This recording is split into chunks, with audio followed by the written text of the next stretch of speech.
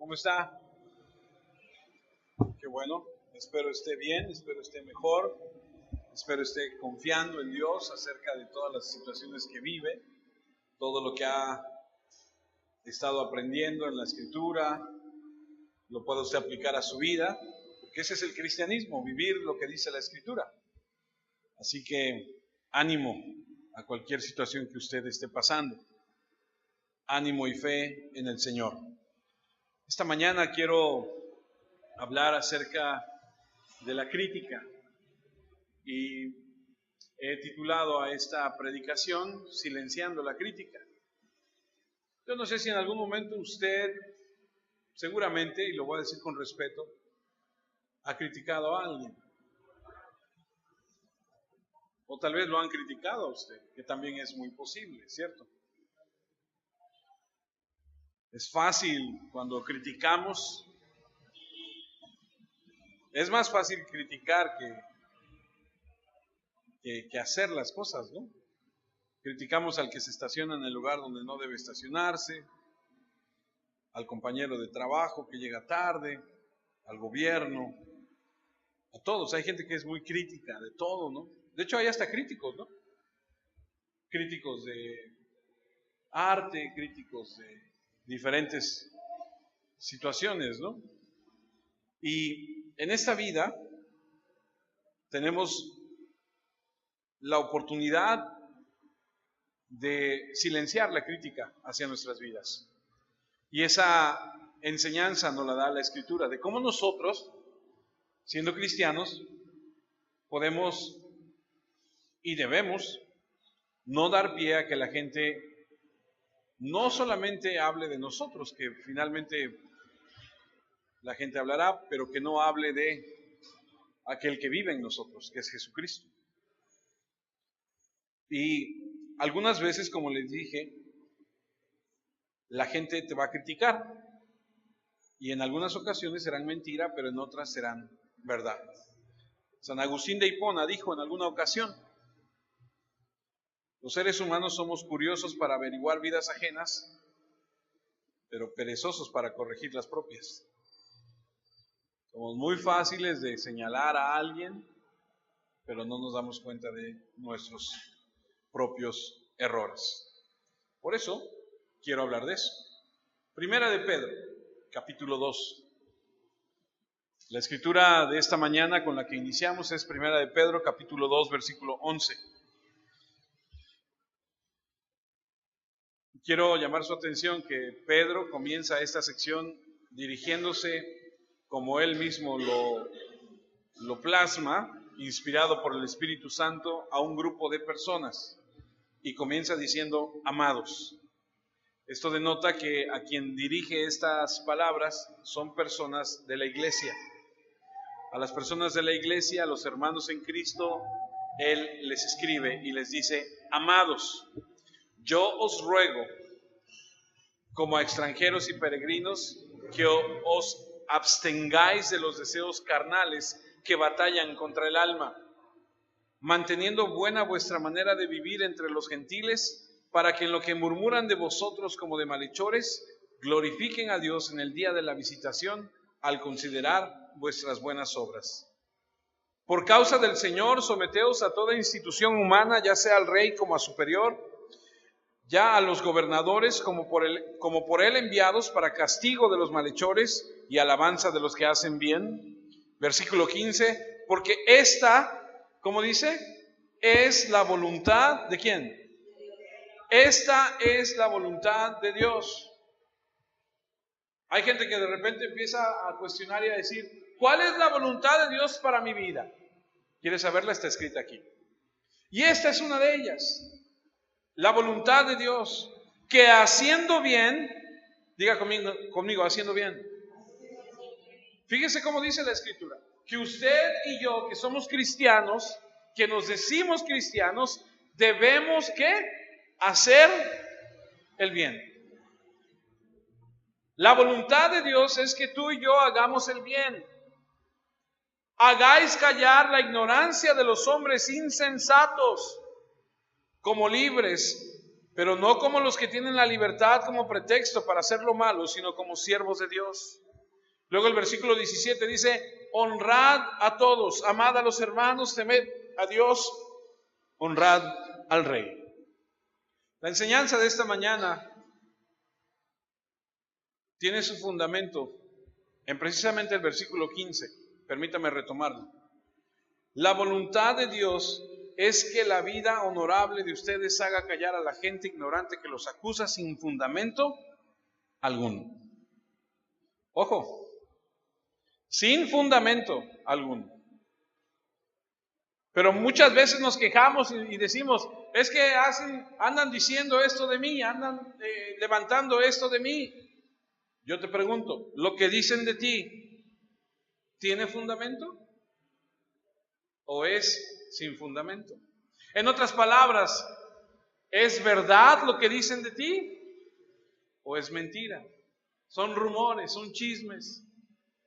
O no, la verdad es que sí, lo que la gente habla de mí, la verdad es que sí. Es cierto.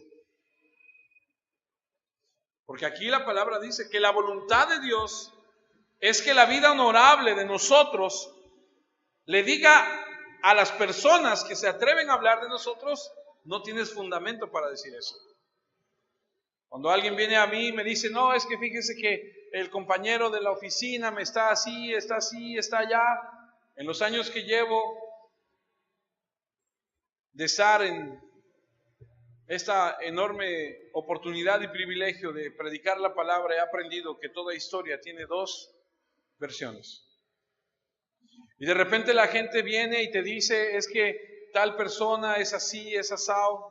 Ok, a lo mejor ese es tu punto de vista. A lo mejor lo malinterpretaste. No tienes fundamento para decir, para criticar, para juzgar a lo que te refieres. Pero cuando una persona sí tiene fundamento, entonces tenemos que analizar nuestras vidas. El punto de toda la sección de exhortación para nosotros como cristianos es que debemos de vivir de tal manera que nuestras vidas ejemplares calle las bocas de aquellos que critican nuestra fe. ¿Alguien alguna vez ha criticado tu fe? A mí sí. ¿Alguien alguna vez ha cuestionado tu fe? A mí sí. A cada rato. Porque también depende de dónde te desenvuelvas, con la gente con la que te llevas, las personas con las que hables. Mucha gente señala, mucha gente critica, mucha gente dice cosas. Tú puedes decir lo que tú quieras, estás en libertad de decir lo que quieras, de pensar lo que quieras. Pero todo lo que estás diciendo no tiene un fundamento, no tiene una base. ¿Por qué? Porque mi vida es como un libro abierto, tú puedes verla. Una vez alguna persona se me acercó y me dijo, ¿a poco tú eres un buen padre? Dije, no sé, tienes que preguntarle a mis hijos. ¿A poco tú eres una buena madre? Pues no sé, pregúntale a mis hijos, ¿no? ¿A poco eres un buen jefe? Pues no sé, pregúntale a los que están a mi cargo. Alábete el extraño, dice la Escritura, no tu propia lengua. Que la gente cuando hable no tenga fundamento. Debemos vivir una vida que está por encima de la crítica, una vida que es irreprochable, una vida que está por encima de la vergüenza. Acompáñame a Daniel. Busque el libro de Daniel. Busque el capítulo 6 de Daniel.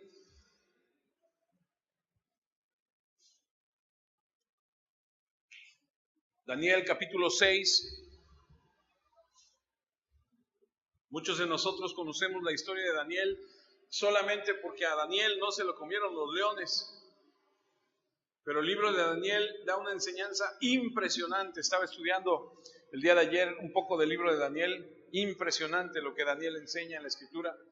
Daniel 6, versículo 4. Entonces los gobernadores y sátrapas, buscando ocasión para acusar a Daniel en lo relacionado al reino, ¿qué andaban haciendo? Andaban buscando algo relacionado para acusarle.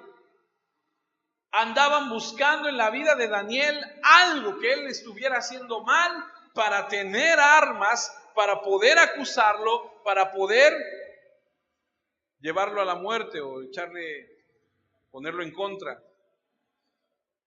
mas no podían hallar ocasión alguna o falta, porque él era fiel. Ningún vicio ni falta fue hallado en él. Un hombre íntegro, un hombre perfecto delante de Dios.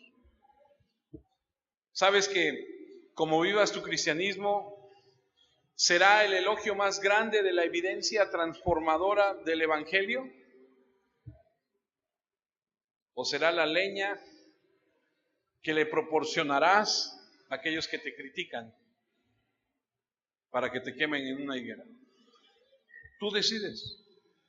Tú y yo como cristianos decidimos cómo hemos de vivir nuestro cristianismo. En realidad no hay mayor manera para que la gente vea el poder transformador del Evangelio que ver la vida de una persona transformada. Mucha gente son muy buenos para predicar la escritura, se saben muchas escrituras, muchas. Cantan bien bonito los himnos, las canciones. Me acuerdo mucho de un caso allá donde estábamos anteriormente, que llegó una persona con su esposa en el coche y venían escuchando a Marcos Witt todo el camino, ¿no? Y se bajaron y entraron y iban enojados. Bien religiosos, bien adoradores, ¿no? Pero enojados. Y no estoy diciendo que no te puedes enojar, pero la verdad es que tenemos que aprender nosotros a que nuestro evangelio sea real. Porque no hay una realidad mayor que la gente vea el poder transformador del evangelio. Ay, la vecina todo el día escucha a Marcos Witt y ahí escucha a Jesús Adrián Romero, pero cuando vas y le tocas y le dices, oiga vecina, fíjese que su perro se hizo enfrente de mi casa, uy, se transforma. Es un demonio.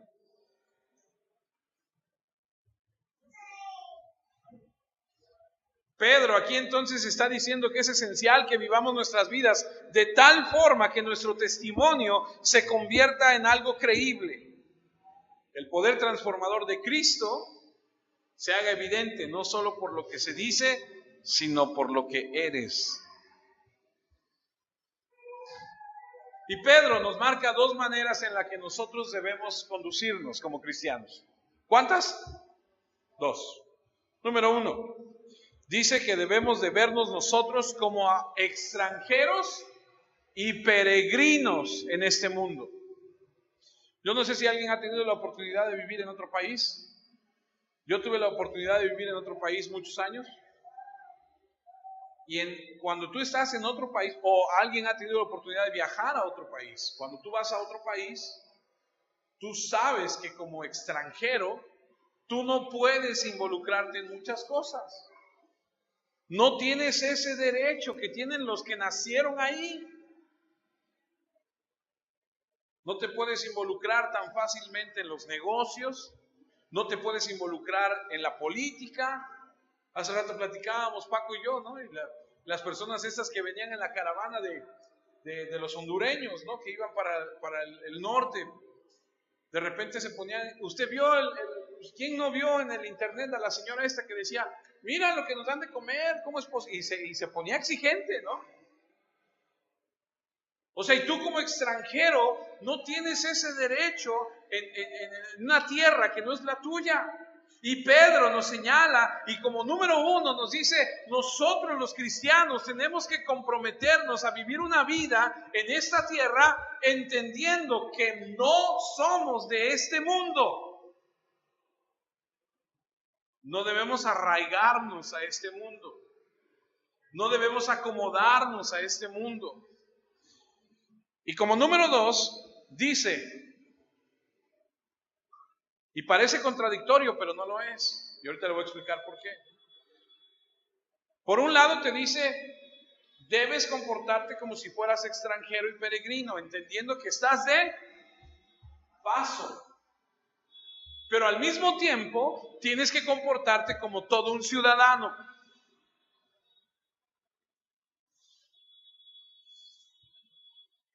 Así que Pedro ve al cristiano como extranjero, peregrino, que va de paso, pero al mismo tiempo como un ciudadano que debe comportarse a la altura.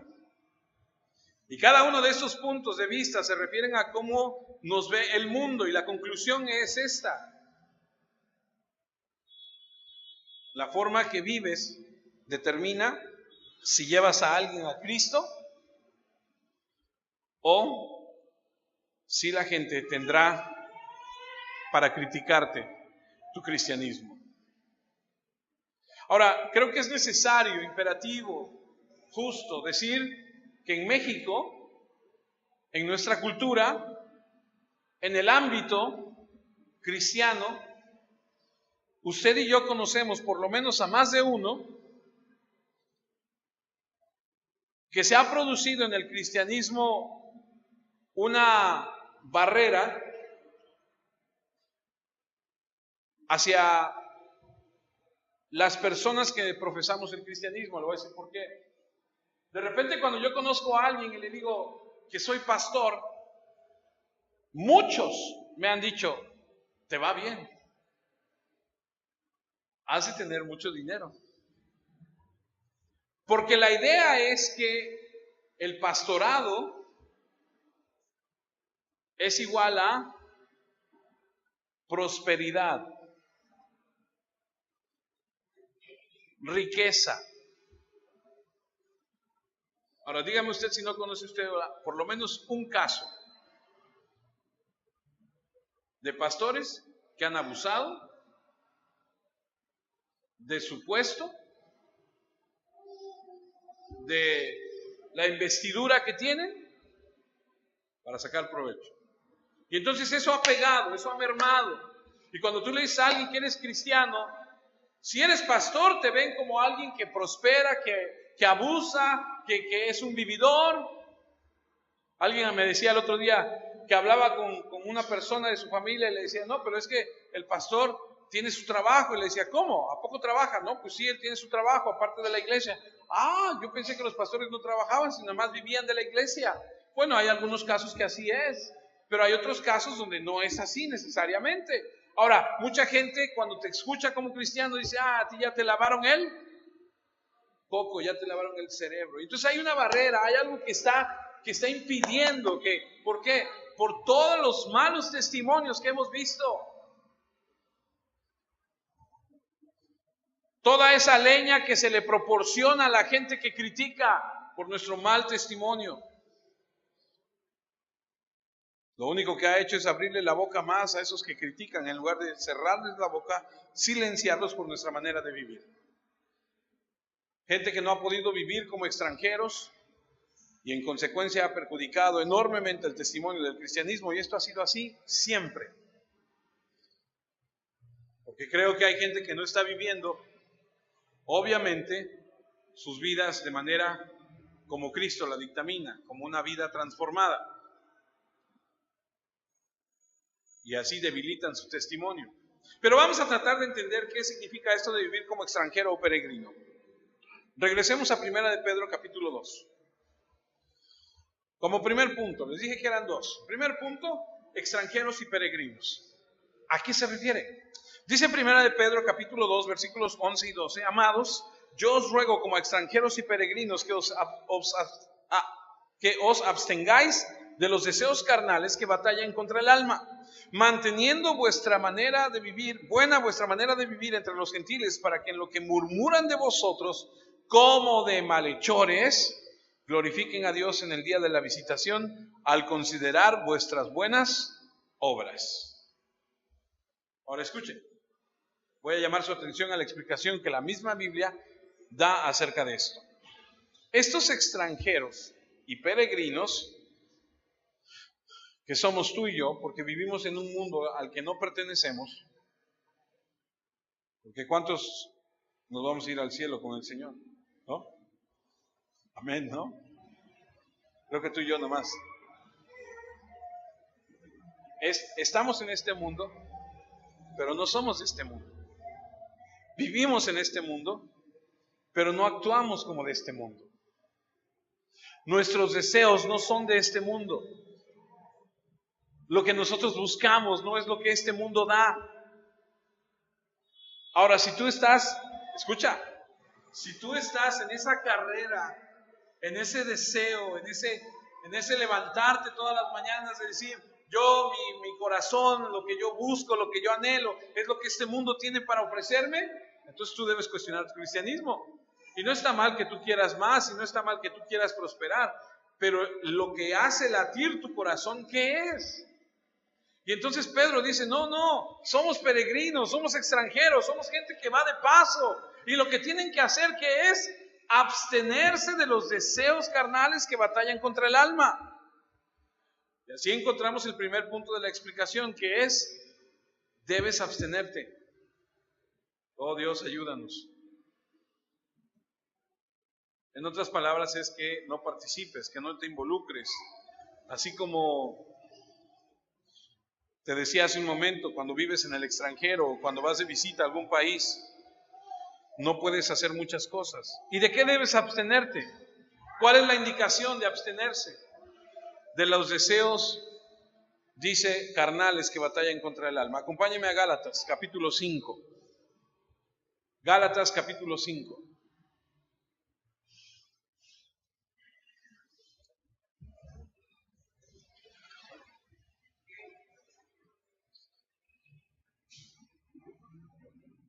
Versículo 16.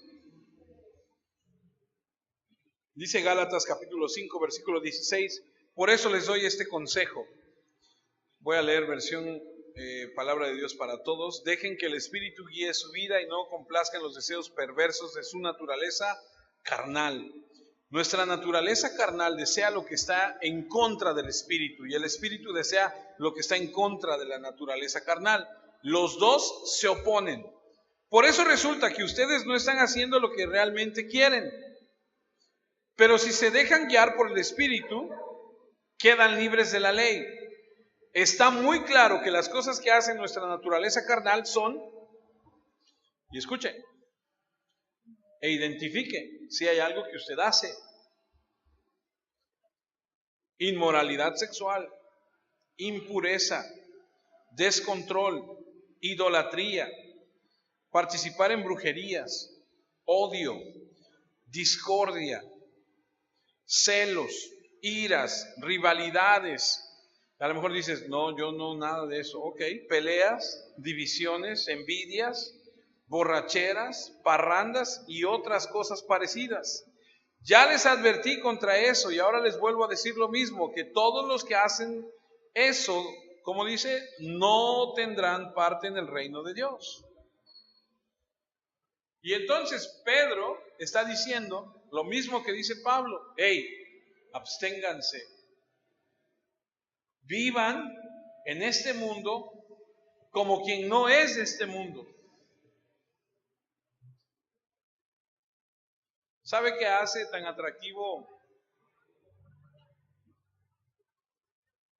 ¿Cómo le explico? Una iglesia, entre comillas,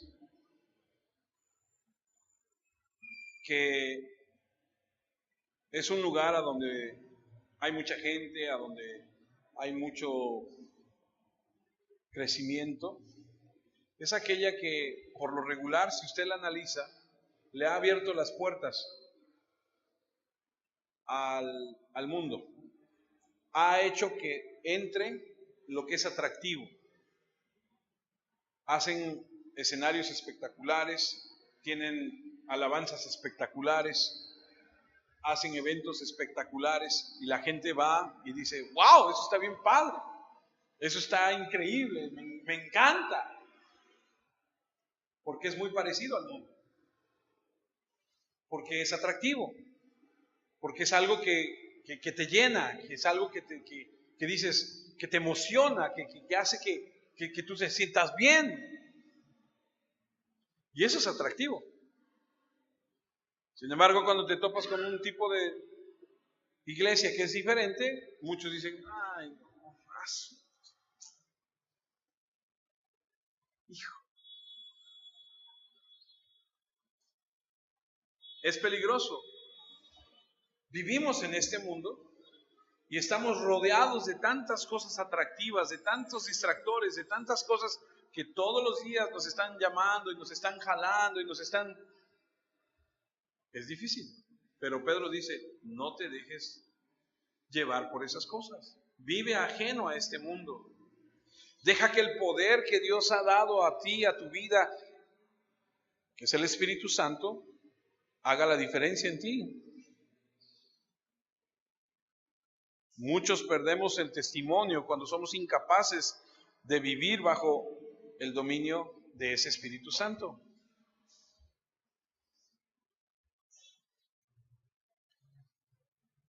De acuerdo a lo que Pedro escribe, somos extranjeros en este mundo y es diferente, es decir, que somos personas que vivimos en un nivel diferente. Vivimos la vida que Dios dice que debemos vivir, vivimos en un plano sobrenatural, ajenos a este sistema del mundo. De hecho, todos y cada uno de nosotros debemos de establecer, como le decía hace un momento, nuestros intereses en las cosas de arriba, no en las cosas de la tierra. Yo quiero que analices un segundo tu vida. Quiero que analices qué es lo que tú estás anhelando todos los días. Cuando tú despiertas por las mañanas, ¿cuál es la meta de tu vida? Muchos de nosotros decimos, tengo que ir a trabajar para que me paguen la quincena, para que tenga yo dinero para ahorrar, para comprar esto. O voy a abrir mi negocio todas las mañanas con la finalidad de que me vaya bien en esta temporada, para que tenga yo para mandar a mis hijos a la escuela, o para pagar esto, para pagar aquello, cosas que no están mal.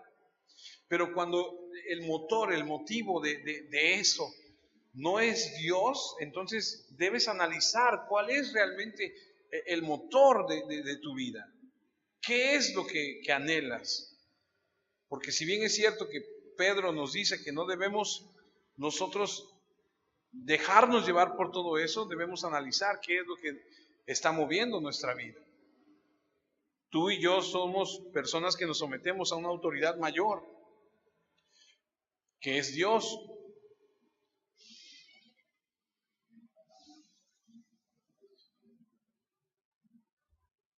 Ahora, es un peligro que tú y yo, como conozco a mucha gente que dice que somos hijos de Dios y a los hijos de Dios y a las princesas de Dios y pierden el piso y al rato dicen es que no somos de este mundo y no tenemos por qué obedecer las cosas de este mundo y son indiferentes al mundo en el que vivimos. Eso es un peligro, porque no debemos olvidar cosas como amar al prójimo, a ser sensibles a los que están perdidos.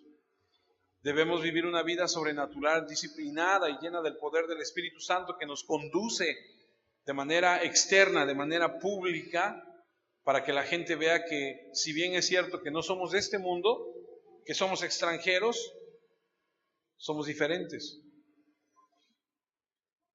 Gálatas 5:22, continuando con lo que leía yo hace un momento. Ahora la contraparte es, en cambio, el Espíritu produce amor, alegría, paz, paciencia, amabilidad, bondad, fidelidad, humildad y dominio propio. Ese es el fruto del Espíritu. Es decir, cuando tú te juntas con el Espíritu Santo, cuando tú eres parte de esa vid, como la vimos la semana pasada, cuando tú estás integrado a esa vid y de esa vid, tú, perdóname la expresión, tú succionas esa vida, tú tienes ese mismo, corre por ti ese mismo poder, esa sustancia, tú te conviertes en eso. Decía la abuela que el que con lobos anda, a aullar se enseña. Dime con quién andas y te diré quién eres.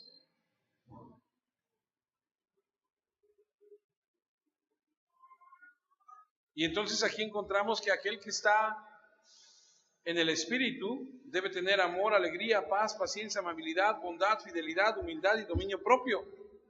Y yo te pregunto, ¿tú eres cristiano? Sí. ¿Tú tienes esto? ¿Tú tienes este fruto?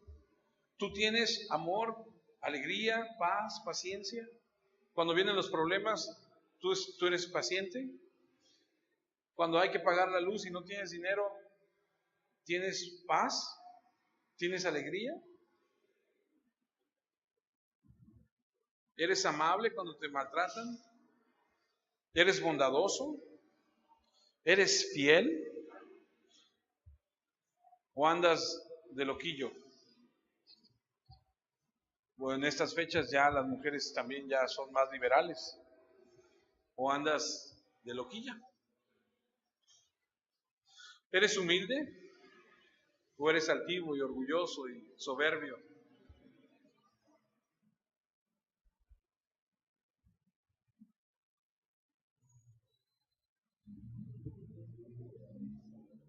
Ahí donde yo trabajo,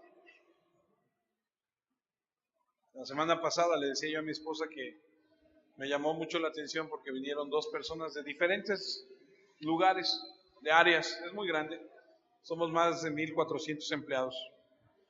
Y vinieron dos personas diferentes y me dijeron, oiga, lo queremos felicitar en diferentes momentos. Me dijeron, lo felicito. Y yo decía, pues gracias, no sé ni por qué me felicita, pero gracias, ¿no? Decía, lo felicitamos, las dos coincidieron. Dice, porque usted es como es, aquí y allá, y donde nos veamos, y lo conocimos siendo coordinador o subdirector, y ahora que es director, no ha cambiado, usted es el mismo, y es usted una persona tratable, y es una persona que se le puede buscar, y nos recibe, y todo, y yo decía, gloria a Dios, ¿no? Gracias a Dios.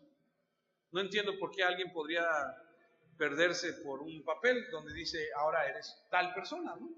Ahora eres director, ahora eres coordinador, ahora eres, qué sé yo. Yo decía, Señor, enséñanos a vivir de esta forma. Dice la Biblia que no existe ninguna ley en contra de estas cosas. Todos los que pertenecen a Cristo han crucificado su naturaleza carnal con sus pasiones y sentimientos egoístas. Ya que el Espíritu nos da vida, debemos dejarlo que nos guíe. No seamos, dice, orgullosos, ni envidiosos, ni causemos pelea entre nosotros mismos.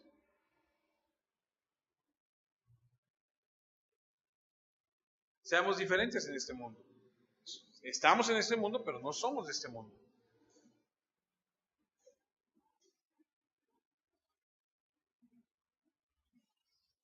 El hecho de que seamos ciudadanos del cielo, de que vivamos en un nivel diferente, en un plano superior, que respondamos a una autoridad superior, no significa que podamos tratar con indiferencia a las instituciones de la tierra.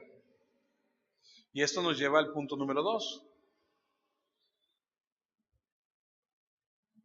Primera de Pedro 2, versículo 13. Por causa del Señor, someteos a toda institución humana, ya sea al rey como a superior, ya a los gobernadores como por él enviado para castigo de los malhechores y alabanza de los que hacen bien.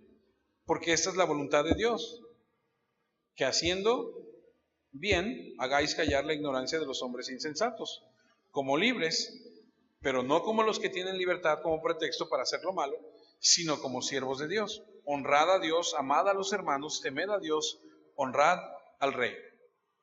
Y yo aquí sí quiero hacerles muy claro y muy directo. Y con mucho respeto se lo voy a decir. Como cristiano, usted no tiene ningún derecho de andar criticando a ninguna autoridad.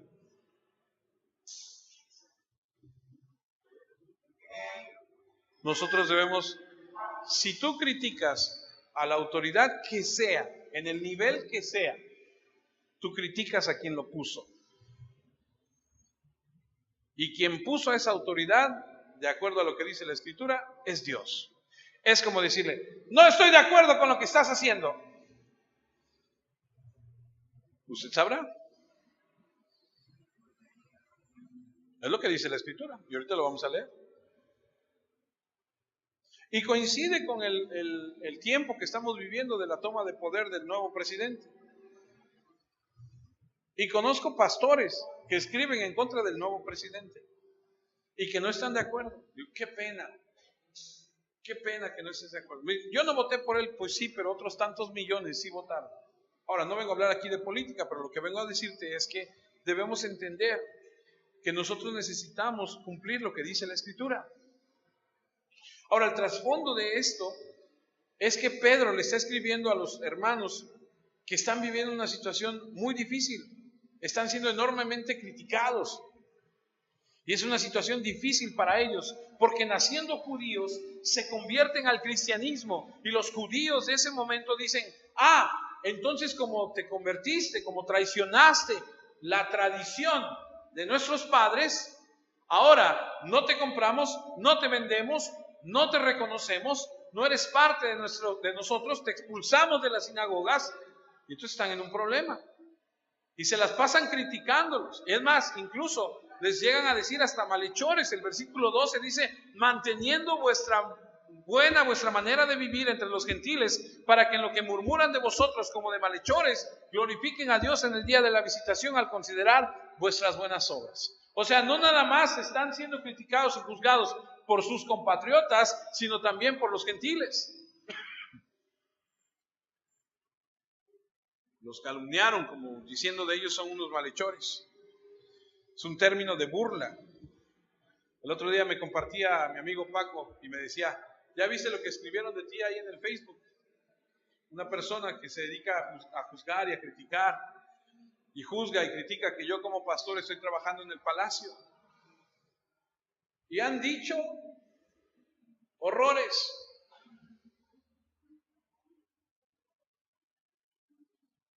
El otro día me senté con un pastor y le dije, a ver, pastor, quiero su opinión.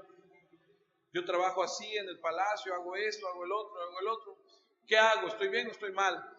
Y me dijo, si yo me levanto en este momento y voy a las oficinas y pregunto, ¿cómo se comporta el Señor aquí?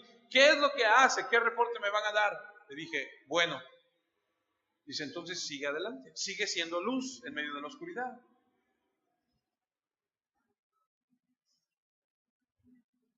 La crítica siempre la va a haber, pero tú y yo podemos callar la crítica viviendo de manera correcta, haciendo las cosas como Dios manda. Si no, mejor ni le busques. Si andas mal, ¿sí me explico? En lugar de llamarlos cristianos, los llaman malhechores. Fueron acusados de muchas cosas, insurrectos, de rebeldes contra Roma, contra la autoridad humana. La iglesia primitiva fue acusada de ateos, porque en aquel entonces el que no creyera en toda la serie de dioses que tenían eran considerados ateos. Incluso se pedía que se adoraran al mismo César. Así que si no adorabas a César, no importaba a qué más adoraras, eras considerado un ateo. No nada más eso, sino que los consideraban también caníbales, porque decían, Jesús dijo, si no tomas mi sangre y no comes mi carne, entonces no, esos son unos caníbales. Y los acusaron también de ser personas, ¿cómo se dice? De incesto. ¿Sabe lo que es incesto? Pues decían, ¿cómo es posible que se esté casado con su hermana? Porque se llamaban hermanos entre ellos. ¿Cómo es posible que entre hermanos se casen? Y los acusaban de matar a los bebés y de comérselos en las fiestas, y los acusaban de dividir a las familias, porque la mujer aceptaba a Cristo y empezaba a cambiar y el esposo no. Y todo eso trajo una transformación a la sociedad, y los empezaron a acusar de muchas cosas. De fomentar la rebelión a los esclavos, porque cuando un esclavo llegaba al conocimiento de Jesucristo, tenía una nueva dignidad, una nueva vida, un nuevo sentido.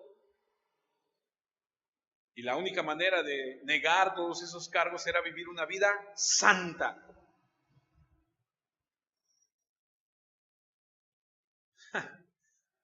El otro día se sentó conmigo el secretario de uno de los regidores del Palacio Municipal y me dijo, y esta vida, esta cosa, este puesto que usted tiene, ¿no le ha costado? Le digo, no me ha costado mucho, porque es más o menos como la iglesia. Le decía, yo soy pastor. Y me decía, ¿cómo? Le digo, sí, lo que pasa es que aquí en el servicio público estás a los ojos de todos, ¿no? Y como pastor también estás a los ojos de todos. Todo lo que hagas, todo el mundo lo está viendo. Que si hizo, el pastor ya hizo esto, el pastor ya hizo aquello. Digo, entonces no me es extraño. Y me decía, ¿no le da temor tener que rendir cuentas al final de la administración? No, porque cuando tú te conduces de tal manera, pues no, dice el dicho que el que nada debe, nada teme, ¿no? Nada tiene, no. Conduzcámonos de tal manera que la gente que se atreve a levantar alguna acusación contra nosotros no tenga fundamento, hermanos. Vivir una vida de calidad espiritual tan enriquecida que la gente no pueda decir nada. Tú como varón, ama a tu esposa, respétala, a tus hijos, tu trabajo. Tú como esposa, vive de acuerdo a lo que dice la Escritura para ti. Vivimos en un mundo hostil que está contra los cristianos. Y los hombres que no conocen a Dios, muchos de ellos odian incluso a Dios y viven su vida de tal forma que no quieren saber nada de Dios. El versículo 13 dice: por causa del Señor, someteos a toda institución humana, ya sea al rey como a superior. Es una simple orden: sométete. Y la mejor traducción para eso sería: ponte en una actitud de sumisión, que en ese entonces era considerado una debilidad. Y lo que está diciendo Pedro es que debes someterte. Proverbios 24:21 dice: hijo mío, teme al Señor y al rey. No te juntes con los rebeldes. ¿Le digo algo? No hay tal cosa como cristianos rebelándose en marchas con pancartas. No hay tal cosa como cristianos en huelga.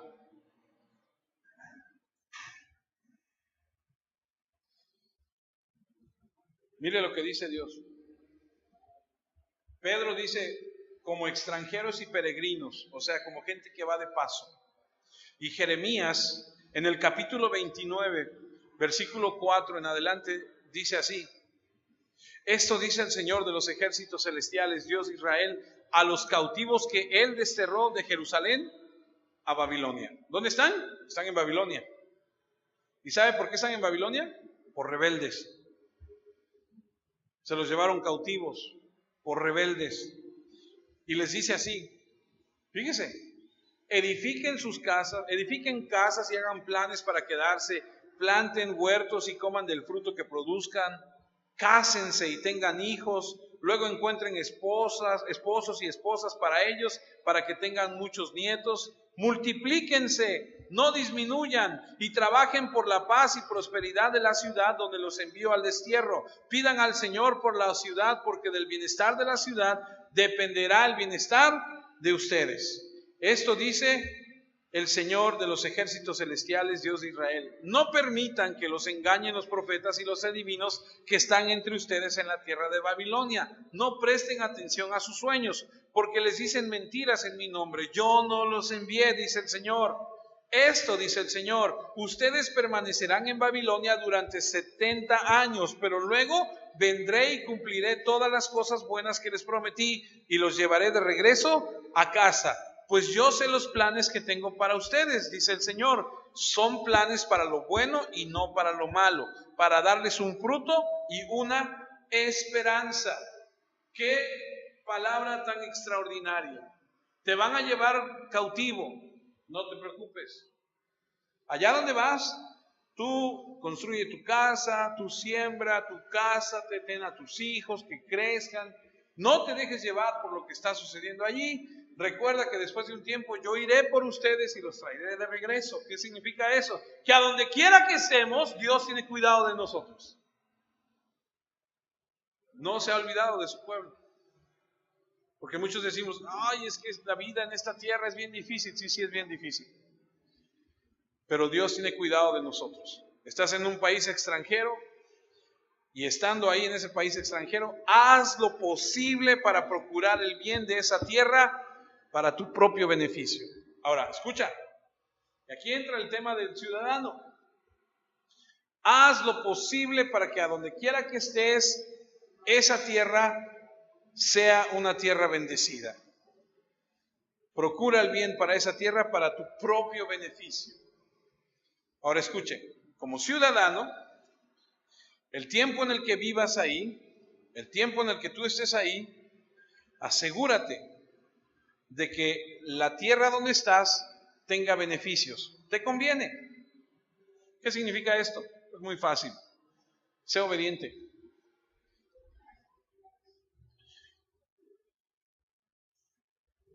Como director de servicios municipales me toca tratar todos los días con N cantidad de problemas de la ciudadanía. Y hace unos días fue una señora a la oficina a verme y me dijo, mire director, traigo este problema, y me enseñó una serie de fotos y me dijo, mi vecina me saca la basura de su casa y me la pone afuera de mi puerta. Y dice que así ha sido siempre, que así seguirá siendo. Yo acabo de llegar ahí, y yo no sé muy bien, dice, pero me la pone ahí. Y no nada más viene ella, sino que vienen todos los demás y me ponen toda su basura afuera de mi casa. Y me enseñan las fotos. Ya salí a decirle, ya salí a pedirle, por favor, y no quiere entender. Es más, el otro día se enojó tanto que vació toda la basura ahí, le echó un cerillo y quemó la basura. Y todo el humo se mete a mi casa. ¿Cómo te caería ese vecino? Salió mi esposo y le echó una cubeta de agua y se hicieron de palabras y sus hijos ya salieron y se va a hacer ahí un mitote. ¿Qué hago? Me dice la señora.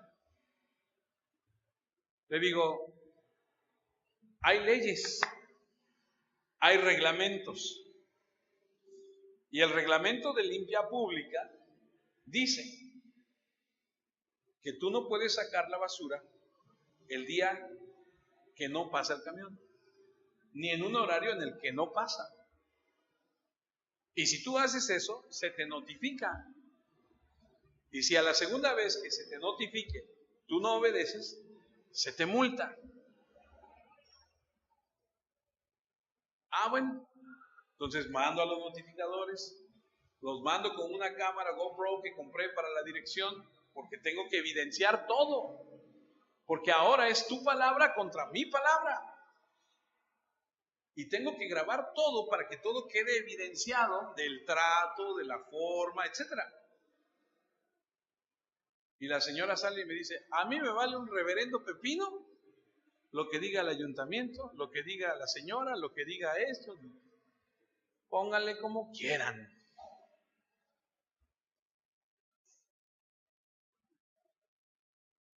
Romanos 13:1. Todos, diga conmigo todos. ¿Cómo dice? Dice todos. Romanos 13:1 dice, todos deben respetar la autoridad del gobierno, pues no hay autoridad que no venga de Dios. Los que están gobernando ahora, dice, fueron puestos por... Es que a mí no me gusta.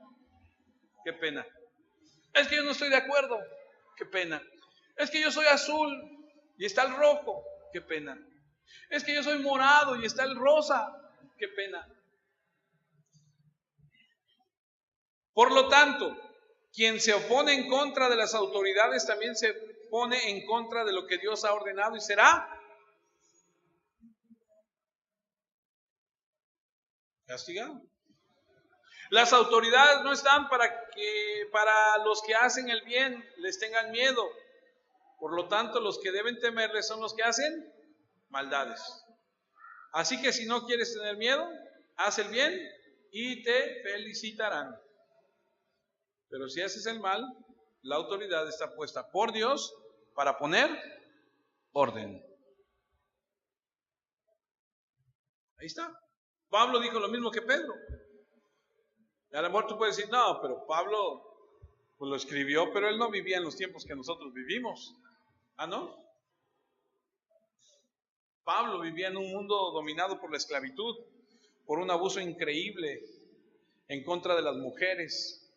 Se tienen registros de que los romanos, cuando nacían los bebés, el papá decía, ¿qué es? Es niña. Y con tan solo hacer así, mataban a la niña.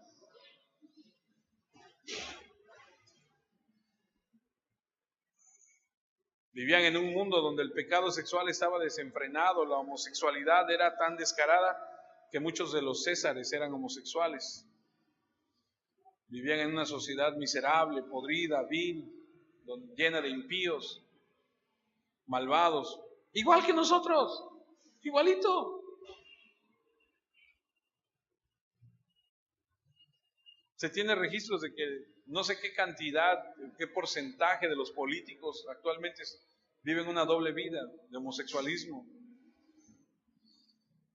Y sin embargo, él escribe, inspirado por el Espíritu Santo, y nos dice, sométete, sé un buen ciudadano. ¿Ok? ¿Qué dijo Jesús en Mateo 22? Al César, lo del César. La orden es muy simple, sométete. Jeremías dice, busca el bienestar de la ciudad a donde estás. ¿Y cuál es el bienestar de nuestra ciudad? Que tú te sometas a los reglamentos, a los lineamientos. ¿Cuánta gente va al parque con su mascota? Y la mascota hace sus necesidades a donde quiera. ¿Cuántas personas levantan eso? El otro día me mandaron a traer de desarrollo social y me dijeron, me dijeron, oye amigo, échenos la mano, mira, manda a tu gente allá a podar, ahí a chapear, las áreas de allá del lugar aquel. Y entonces mando un mensaje, ¿no? A ver, mándame unas personas que vayan. ¿Saben qué me contestaron? No vamos a ir. Y yo dije, caray. O sea, ¿cómo que no van a obedecer una orden que yo les estoy dando, no? Y entonces les escribo, les digo, a ver, explíquenme por favor, ¿por qué es que no van a ir? Porque hay una razón. Imagínate que yo me ponga fúrico, ¿no? De, ¿cómo que no van a ir? Si el que manda aquí soy yo. No, a ver, ¿por qué no van a ir? Y me dicen, jefe, está lleno de excremento. Y cada vez que nos piden que vayamos a chapear ahí, como cortamos con las desbrozadoras que tienen el hilo, dice, a la hora que tú metes la máquina con el hilo, lo que hace es... Dice, entonces salimos todos bañados de excremento de perros, todos. Por favor, no nos mande. Le dije, no va nadie, punto. Entonces le escribo a la otra persona y le digo, levántame todos los excrementos de perro y cuando ya no haya ninguno, yo te mando a los jardineros sin ningún problema. No, entonces lo hago yo. Que Dios te bendiga. Siembras un arbolito afuera de tu casa y dices, ay, qué bonito arbolito, lo voy a regar todos los días para que crezca y nos dé sombra y todo. Pasan 25 años y es un arbolón así, que ya está pegando a la ventana del vecino, que ya está llegando a los cables, que toda la fruta cae, que se hace un batidillo ahí en la calle. ¿Quién lo sembró? ¿Tú? ¿Quién lo tiene que mantener? Tú. No, quieres que vayan nosotros a podarlo, a limpiarlo, a barrerle. ¿Sí me entiendes? Hay que comportarnos como buenos ciudadanos. Hay que barrer el frente de nuestras casas. Hay que sacar la basura el día que es. ¿Saben qué he encontrado en los registros de los drenajes pluviales grandes? Muebles. El otro día le dije a los de Limpia Pública, no sean malos, pasen por mí, vamos a ir a la base, no tengo la camioneta que me asignaron, denme un aventón. Sí, me subí y traían un mueble, un love seat, ¿no? De esos de salas, de esos, ya ves que ahora dices, ¿qué vamos a hacer, mamá, con este mueble? Sácalo, hay que se lo lleven, ¿sí o no? Bueno, pasan y traen un mueble. Le digo, ¿y ese? No, pues lo encontramos en una calle, en una esquina, alguien lo dejó. Bueno, vámonos. Eso es de todos los días. Vamos llegando a la base y como 4 cuadras antes, otro mueble. Le digo, párate, súbelo. A lo mejor ahorita hacemos la sala, ¿no? Ahorita armamos nada más nos faltan unos burós y ya armamos la sala, ¿no? O sea, estamos tan acostumbrados a ese tipo de cosas. Por Dios, familia, amados, seamos ciudadanos ejemplares. El otro día me platicaron de un caso de un alcalde que dice que se juntaron y vinieron a verlo, a exigirle, y te exigimos, y le gritaban, ¿no? Y me llamó mucho la atención porque el alcalde dijo, ¿cuántos son? No, pues son como 30. Bueno, júntame a 5 para que pasen a la oficina, porque no cabemos todos en la oficina, que pasen 5. Bueno, y de esos 5, tómale sus nombres. Y en FA le investigas si deben predial, si deben agua, si deben... ¿Sale? Órale. Fulano, ¿cómo se llama usted? No, Francisco, ¿usted? No, pues está así. Sale, vete a investigarlo. Bueno, ya. A los 15 minutos llegaron. Sale, pásenle, siéntense. ¿Qué pasó? No, venimos a exigir que usted nos dice y nos tiene que hacer, y tiene usted como autoridad, tiene la obligación. Ok, me parece excelente. Me parece bueno exigir. Pero antes de que yo les dé, ¿qué tal si repasamos esto? ¿Cómo se llama usted? No, pues yo me llamo Enrique. Ok. Usted debe predial desde el 2005 y no lo ha pagado. ¿Qué le parece si usted paga primero y ya luego hacemos lo que usted demanda? ¿Usted cómo se llama? No, pues yo soy fulano de tal. Usted no ha pagado limpia pública desde el 2000 no sé qué. ¿Qué le parece si se pone al corriente y ya entonces lo hacemos? ¿Y usted cómo se llama? Somos buenos para exigir.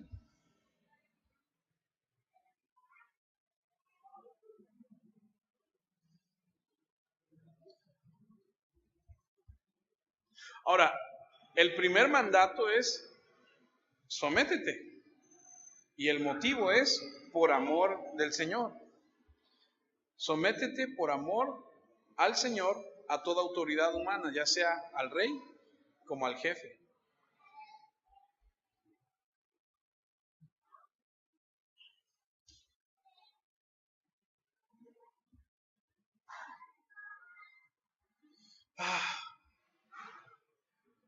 Dios es bueno. Jeremías 24, versículo 4. Entonces el Señor me dio este mensaje. Esto dice el Señor Dios de Israel. Los higos buenos representan a los desterrados que yo envié a Judá a la tierra de los babilonios. Fíjate, Él los envió. Y eso me encanta, porque cada vez que tú encuentras algo así en la Escritura, no dices, ¿por qué Dios permitió? Porque Dios tiene un propósito para todo. Y a Dios no se le va de las manos nada. Él tomó a ese pueblo rebelde y le dijo, te voy a enseñar a someterte, te voy a enseñar humildad. Y mandó a los babilonios, los conquistaron y se los llevaron. Y aquí dice que Él los envió, dice a los desterrados que envió de Judá a la tierra de los babilonios. Velaré por ellos, los cuidaré y los traeré de regreso a este lugar. Los edificaré y no los derribaré, los plantaré y no los desarraigaré. Les daré un corazón que me reconozca como el Señor. Ellos serán mi pueblo y yo seré su Dios, porque se volverán a mí de todo corazón. En otras palabras, Dios permitió que esta gente fuera a la tierra de los caldeos, donde la historia dice que los caldeos eran tan malos que a los bebés recién nacidos los enfrascaban, los metían en algunos frascos y los metían a los muros y sellaban los muros.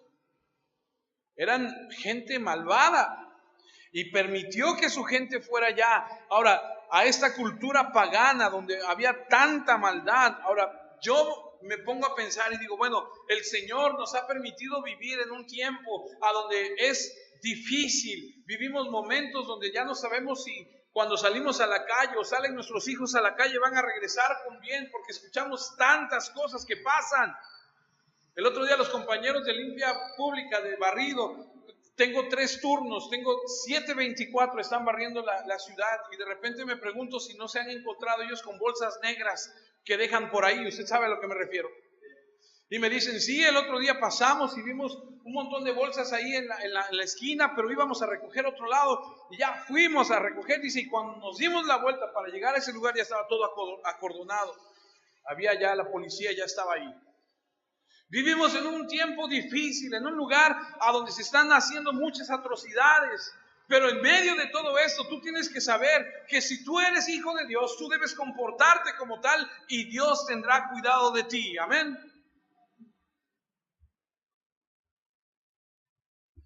Pero lo que Dios espera que nosotros hagamos y actuemos es como Él dice aquí en su palabra, siendo sumisos a la autoridad, obedeciendo el ordenamiento que Él ha dictaminado para esta sociedad. No que seamos como los que no conocen de Dios. Es que Él me hizo, pues ahora vas a ver. Mi abuelita decía, no es indio el que no se venga, vas a ver, me las vas a pagar. No, 1 Pedro 2:22 dice, Él nunca pecó y jamás engañó a nadie. No respondía cuando lo insultaban, ni amenazaba con vengarse como cuando sufría, dejaba su causa en manos de Dios, quien siempre juzga con justicia.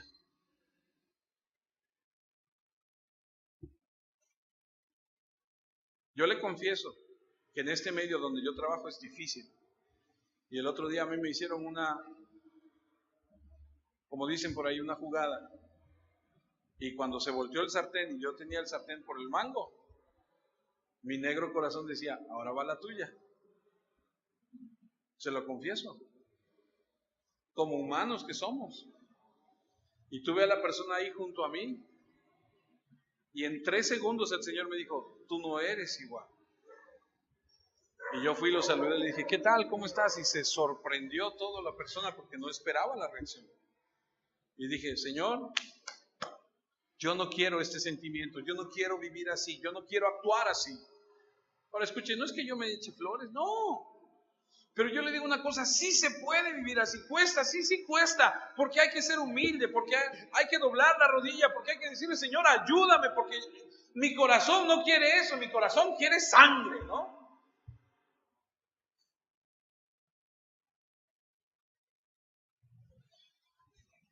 Jesús no actuó así.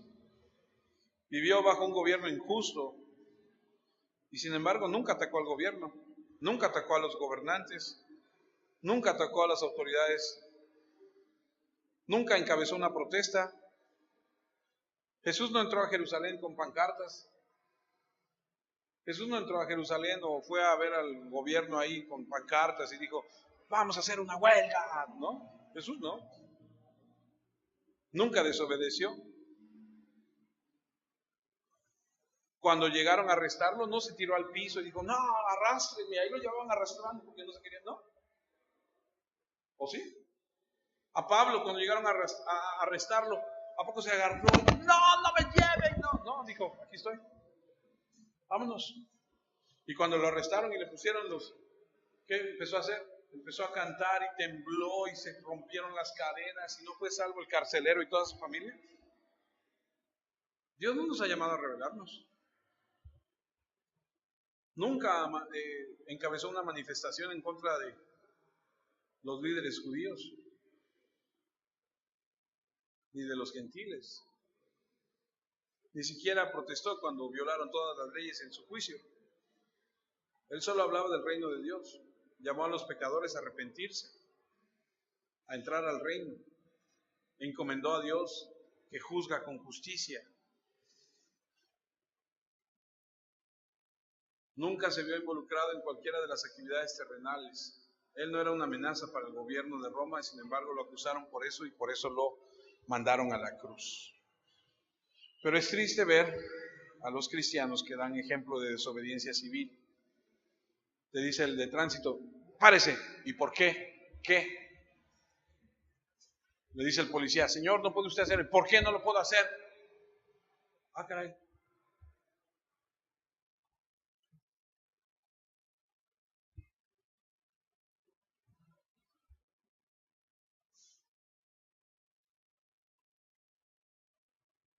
Esto no es opcional, hermanos, es necesario hacerlo. Y no es por la razón del castigo, porque dice, si no obedeces, hay castigo. No. No es por la razón del castigo. Romanos 13:4, las autoridades están al servicio de Dios para tu bien, pero si estás haciendo algo malo, por supuesto que deberías tener miedo, porque ellas tienen poder para castigarte. Están al servicio de Dios para cumplir el propósito específico de castigar a los que hacen, como dice, lo malo. Pero no es por eso.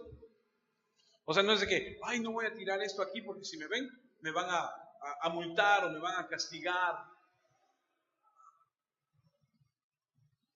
Yo no sé si usted sepa, pero por ejemplo en Singapur no está permitido el chicle.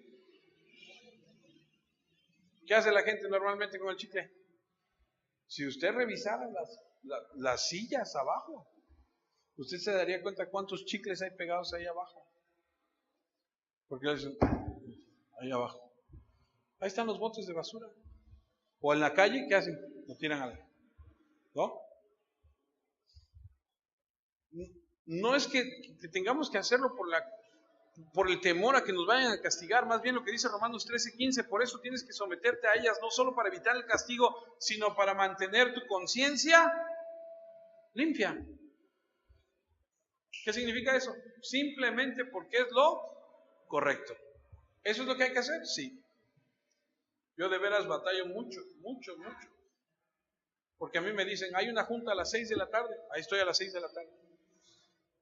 Y si somos 15 y hay 3, digo, ¿y los otros 12? No, pues no vinieron. Pues sí, pero no es opcional. O sea, cuando te mandan a hacer algo hay que hacerlo, punto. Y aquí te mandan a hacer algo y hay que obedecer.